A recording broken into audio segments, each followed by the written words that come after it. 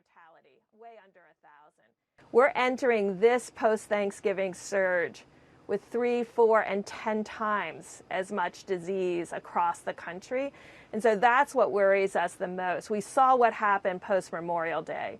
Now we are deeply worried about what could happen post-Thanksgiving because the number of cases, 25,000 versus 180,000 a day. That's why we are deeply concerned. And as you described, it looked like things were starting to improve in our northern plains states.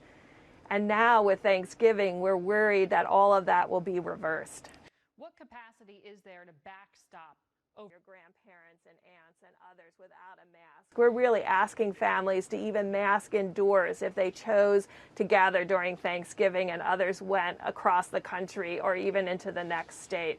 And if you're over 65 or you have comorbidities and you gathered at Thanksgiving, if you develop any symptoms, you need to be tested immediately because we know that our therapeutics work best, both our antivirals and our monoclonal antibodies work best very early in disease. So we're really asking governors and mayors to make testing more available so we can prevent people having to be hospitalized.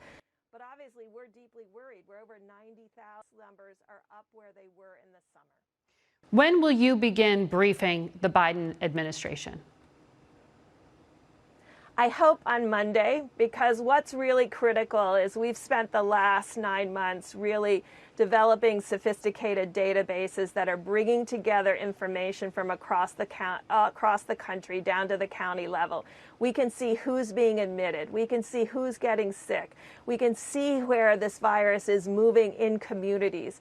And I think the one thing that we will bring to the Biden administration in that discussion is to understand how they want to see the data, because data isn't helpful if it's not actionable. And each group needs to see it the way it makes them